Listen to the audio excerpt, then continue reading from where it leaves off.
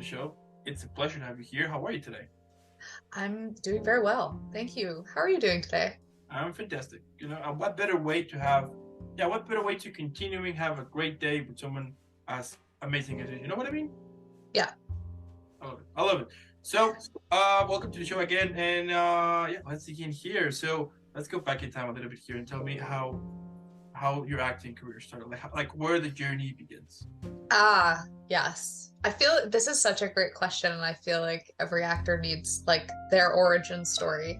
So I have a very vivid memory of watching the behind the scenes of Lord of the Rings, like how they made Oh, Lord of the Rings, and being like, that is the coolest thing I've ever seen.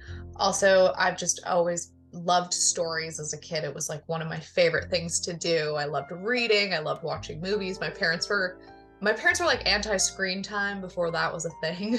So I really didn't get to do it a lot. But then when I saw behind the scenes, I was like, oh, I definitely know I want to work in the film industry. Um, and I always knew I wanted to be an actor, but I think I also knew that I wanted to do all of it. And later in my acting career, I did. But my sister told me that no, I was watching Flipper, like the movie with the dolphin. oh yeah, I know, I know. And she apparently said that I was like looking at the screen. And then I said, I want to do that. And she said, be a dolphin. And I was like, no, no, no, like be the people in this movie. And she was like, oh, be an actor. So that's what my sister remembers. And that was when I was like 7. And Lord of the Rings was when I was like 13. That's probably giving away my age, but age schmage, whatever. I love it. So that's where I started. But where I thought I wanted to do that, pursued that. When I was 18, I moved to Vancouver. I went to school and got an agent right out of school and just started auditioning and working and have been doing that for like the last over 10 years. And now I'm teaching acting. And about 8 years ago, I decided to write and direct a movie, a short film, and went and did that. So that's kind of where I'm at now. But I started with apparently Flipper, but I remember it as the behind the scenes of Lord of the Rings. There you go. So we need to thank Flipper and Love of the Rings. Otherwise, Yes. otherwise we would have this conversation right now. Yeah, I would not be an actor. I would not be here today. There you go. There you go. I love it. I love it. So basically, starting from the bottom, now we're here. Yes, exactly. Hashtag break, by the way. And Yeah. hashtag break. All right. Canadian as well. Canadian. I Woo. love it. I love it. Now, was it something else you wanted to do back when you were little? I don't know. Astronaut, superhero, teacher, Yeah. later, I You know, don't it's very interesting because I feel like my parents they always talked about like figuring out what you wanted to do, going to some form of like post-secondary education. And they really weren't like, you have to be a doctor or you have to be an engineer. They didn't ever like push me or my brother or sister to do anything like that. They really kind of let us figure it out and explore, but it was basically like you can't just like not graduate high school and do nothing with your life. You have to do something. Yeah. Um, so I think there were times in my life where I thought maybe wanted to be a writer at some point, sort of doing that now. Creating your own projects inherently comes with some writing. Also, producing projects comes with some sort of story development and writing and reworking scripts and things like that. So I definitely kind of checked that off the box in a way, but I think like a psychiatrist at one point.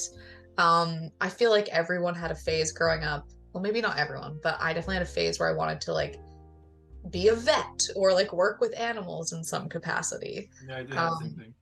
yeah, yeah, yeah. So it was, but acting, I think, kind of was always just there or like some form of storytelling. I always kind of, I had on my mind, and I think I like just didn't really know how to visualize it or put it into motion. Even after watching Lord of the Rings, like behind the scenes, I was like, oh, like maybe a location scout. Like I was thinking things like that, just picking apart the jobs. And I look back and I laugh because if I were to watch the behind the scenes now, I would know every single job. I would know all the procedures. And I even think about that now when I watch movies. and like they have really beautiful shots, like especially in the morning, and I'm like, oh, that's probably a 3:30 a.m. call time, and I'm like, Yeah. there's probably this, and they've probably got all the heating packs underneath their wardrobe because that person's wearing silk and it's probably free. Like now it's just I just know how everything's made, so it's a different thought. But yeah, I guess to answer your question, I think it was always to do with stories or like the human condition Mm, or animals. There was a big phase where I wanted to be a marine biologist, and that was it. I love it. I Did a love it. whole school report on it and everything. That I love it. I love it. And yeah, okay, okay. And like touching, yeah, like going forward here to your acting. Let's say like how you prepare a character. Now you understand that it depends on the role, but like what is your initial approach to start this creation process?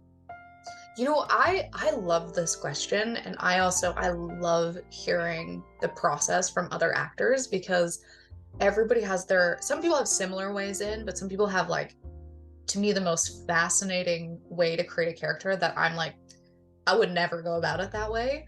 But for me, creating a character has changed a lot over the years. And I think that that is natural because you're building a craft over decades, hopefully. Hopefully it lasts decades, but Absolutely. it's like melding and you kind of you try some stuff for a while and then life happens and things change. So I think before I was like really, really focused on, okay, who is this person?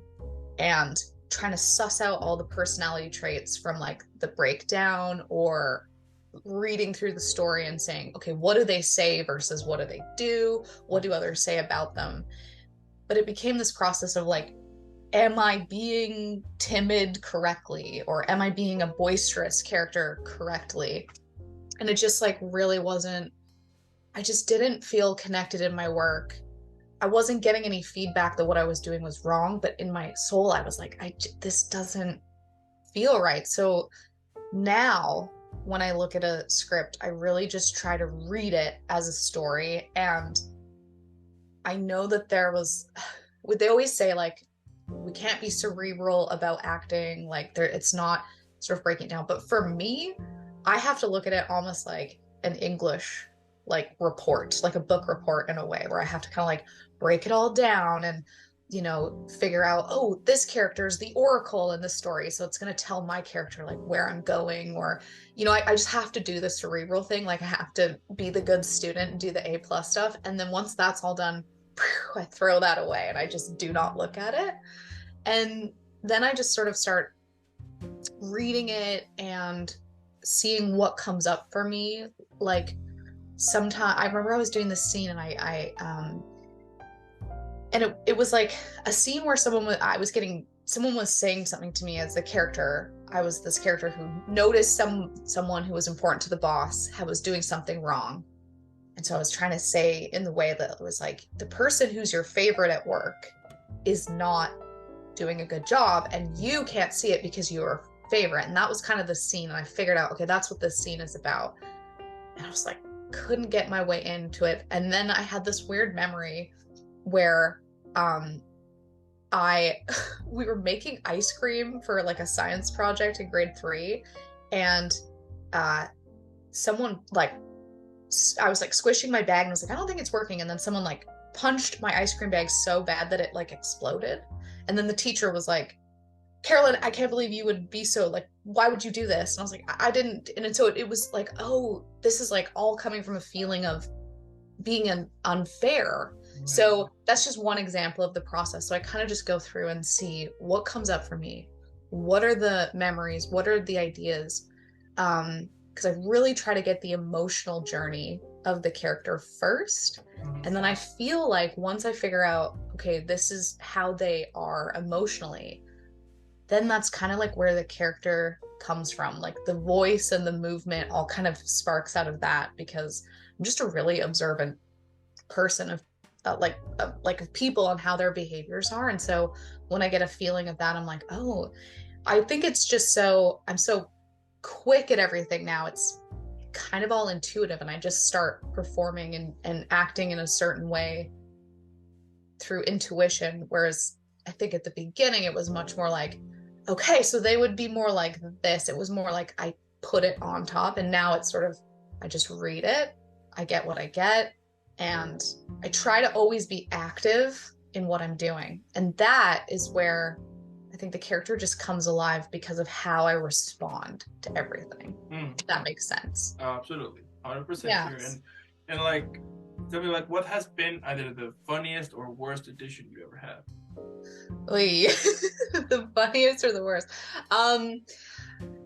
I I do remember doing an audition where it was a commercial audition, and it was me with a bunch of like with my mom and my dad, not my actual mom or my dad, but like my actor mom or Yeah. dad. I was the kid home from college, and we were all talking about how like Quaker oats are like part of a healthy breakfast. Good. When that was the commercial, and I didn't get it, but I remember like I said my line of dialogue. So we were supposed to like improv all being a family together. So we all did that. And then we were supposed to stand in a line and like say our name and a fun fact about us, and then the line of dialogue. And I just was stood in the line. I was like, "Hi, I'm Carolyn." And the casting director later was like, "What? What? I can't hear you." And it was the most mortifying moment because I was so nervous. And then I'll tell you, like after that, I was as clear as day. And now this casting director and I, like, she cast me in a bunch of things, but it was definitely a really mortifying moment because it was like, what? I can't hear you. And I was like, because I was like, I'm Carolyn, like I was totally, you could not understand what I was saying. I was so nervous. So that was definitely the worst. One time in an audition, I wore a costume. It was like a period piece, and I wore a costume that had a lot of buttons, but I kept, every time I moved, the buttons would like bang into each other. So it was like making these clicking noises, and I could not focus the whole audition because I was like, they can hear this. This is being recorded. Like, it's like literally, I sound like I'm just wearing a bunch of jingle bells. Like, this, there's no, but they didn't say anything. And so I kept doing the audition, but I was like staring at them, kind of like, can you hear this? And so I was just like, wasn't in it. So sometimes I just think about that audition and I'm just like, I should have just said, "Hey, sorry, I gotta stop. Can you hear my buttons? Because like I can't focus." I should have just stopped, but I kept going because I was like, I guess I can't hear it. So those are the two things that I think about. Laugh, but also cringe at the same time. Okay. Okay, I like it. I mean, I like it. I mean, I'm sure that maybe at that point wasn't that funny, but it's pretty cool. Yeah. Now I can listen and laugh, I suppose now. But at the time I was like, really? No one's hearing this? All right. I love it. Now, let's say that Netflix, HBO Max, Disney Plus, you name it, they come to you and they tell you that they want to create this film, in which basically goes that all of the characters you have played at the moment, they will gather to celebrate your birthday. Tell me, what would be the name of that film? Oh, that's a really good question. Um,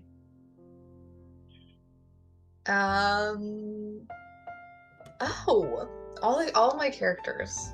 Since you were little. Yeah.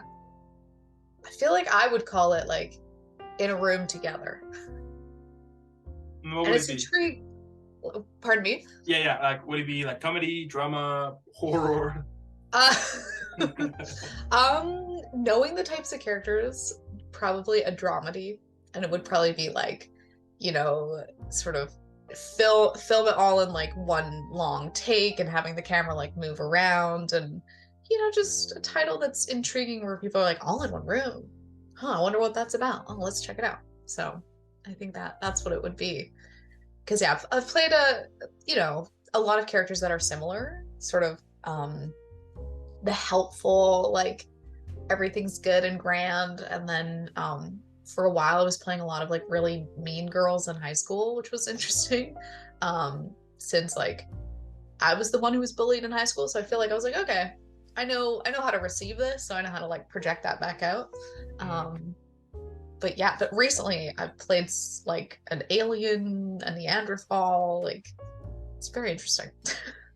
I love it. Then, if you could describe your whole career on a drink, On a what do you drink. call it? Yeah, on a drink. My whole career. Oh, have to say a French 75, because it's like, there's champagne in there and it's like tasty. But gin has a real awful hangover. Oh, So yeah. it's like, it's nice, but then there's also, peaks and valleys. And Oh, I yeah. think that's normal as an artist. And I've definitely in the last couple of years have really tried to be like, when it's up, it's up. When it's rains, it pours, all of that. And then, when it's down, it's, not to get into the actor psychosis, I call it, which, that's where people like change their whole look. Or I had a friend who literally ripped up all of her headshots and was like, screw this industry, I'm over it.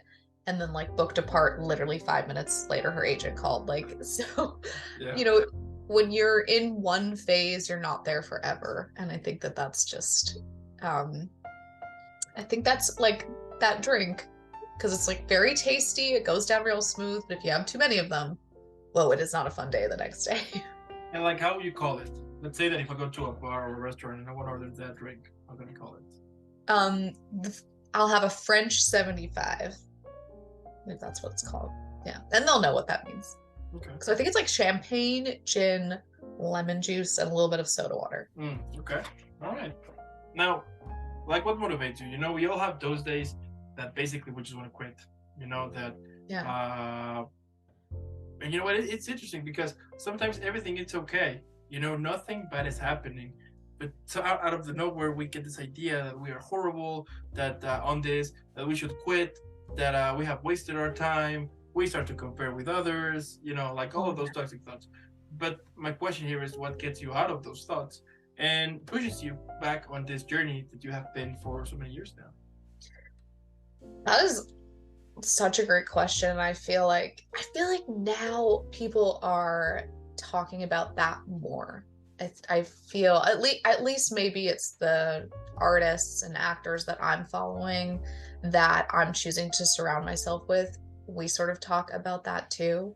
Because I remember when I started, it was kind of like, well, if you're dismotivated, then you don't really want it. So there's the door. Like, it was very discouraging. Whereas I think it's totally normal and natural too.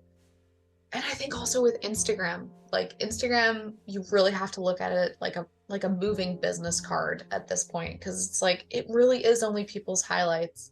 And you can start to second guess yourself and wonder and think like, oh, I why isn't it happening for me? But also that, in the moment where you're promoting things or doing things, it might not be as it appears. It never is as it appears. And if you work in film, that there's so much trick of the light and camera angles and special effects. Like, nothing is as it seems. Yeah. And so for me, I think if we just touch on like jealousy and envy for a little bit,